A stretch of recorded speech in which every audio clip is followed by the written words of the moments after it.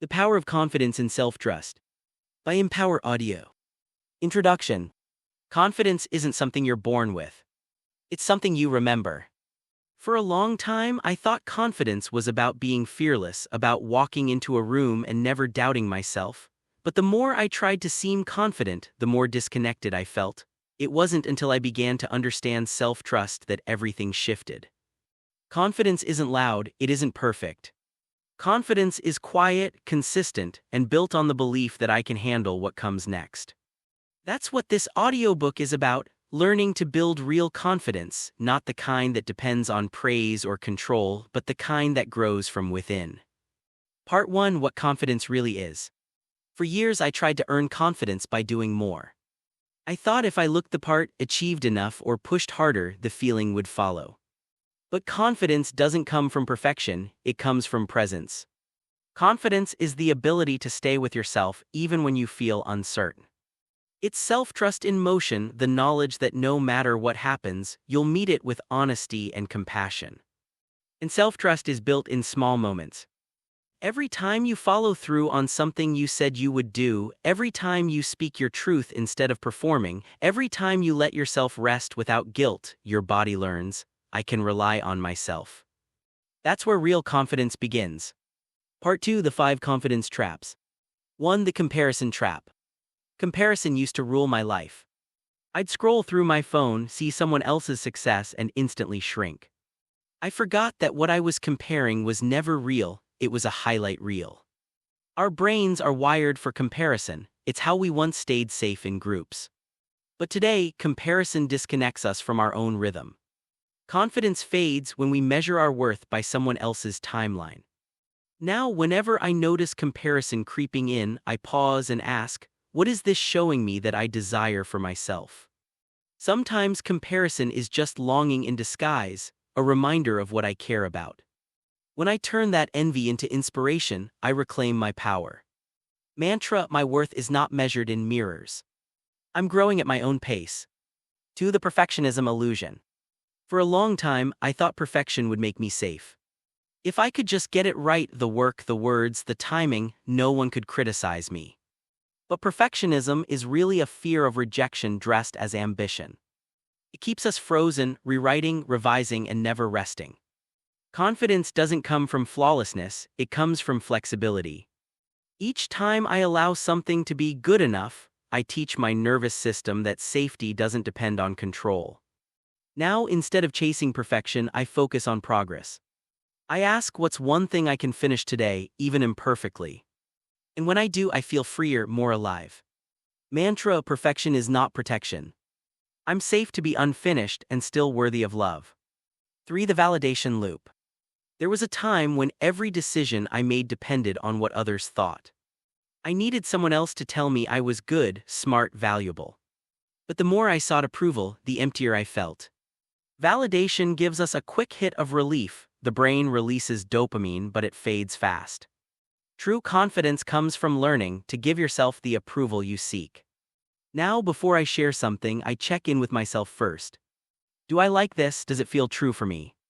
When the answer is yes, that's enough. Approval becomes a bonus, not a requirement. Mantra: I no longer chase applause. I trust my own reflection. 4. The Control Myth.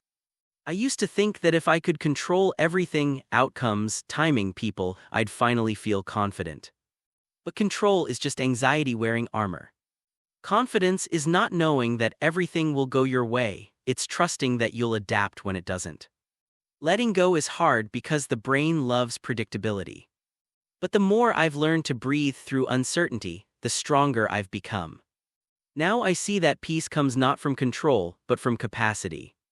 Each time I release what I can't change, I discover more room for creativity, intuition, and flow. Mantra: I release what I can't control. I am safe in the unknown. 5. The Self-Abandonment Cycle. For years, I abandoned myself in small, subtle ways. I said yes when I meant no. I smiled when something hurt. I changed who I was to stay accepted. Every time I betrayed my truth, my confidence dimmed. Self-abandonment happens when we believe our needs don't matter, or that honesty will cost us love. But the opposite is true: honesty deepens connection. Confidence grows when you stop outsourcing your truth. Each time you honor what you really feel, you rebuild trust with yourself. Mantra: I no longer abandon myself to belong. My truth is home. Part 3: Rebuilding Confidence.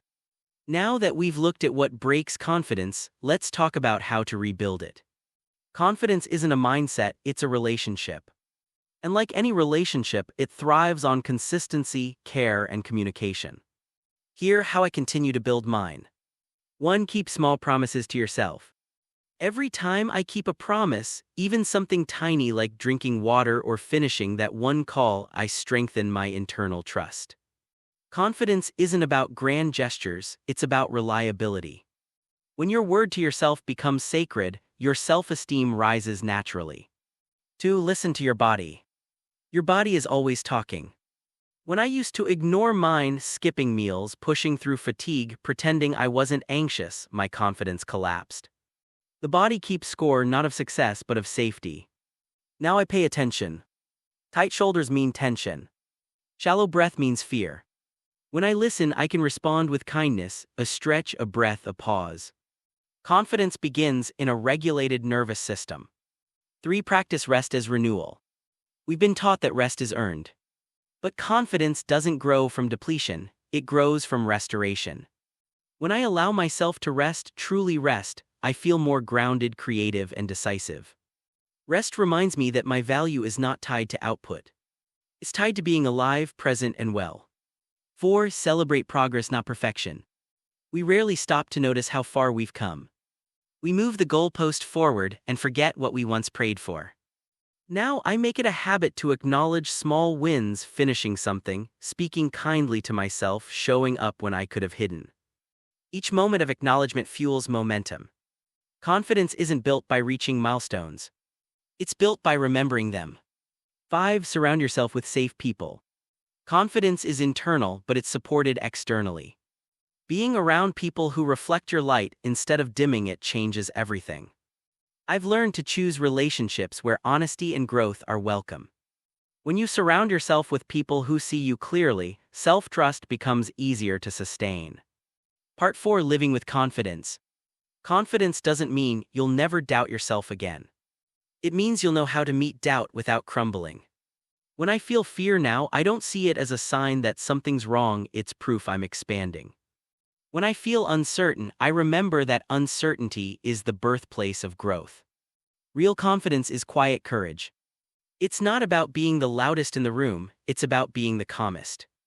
It's knowing that who you are is already enough and letting that truth guide how you move through the world. Closing reflection. Confidence isn't built overnight. It's remembered one small act of self-trust at a time. When you stop comparing, stop perfecting, stop seeking constant validation, you make space for something deeper. You begin to hear your own voice again. You begin to notice your own strength. You begin to feel at home in yourself. Every moment you choose honesty over approval, rest over proving, presence over control, you're rebuilding your foundation. Confidence isn't about becoming someone new. It's about returning to yourself. So the next time you doubt your worth, pause. Take a breath. And remember, you don't need to be fearless to move forward. You just need to trust that you can handle what comes next.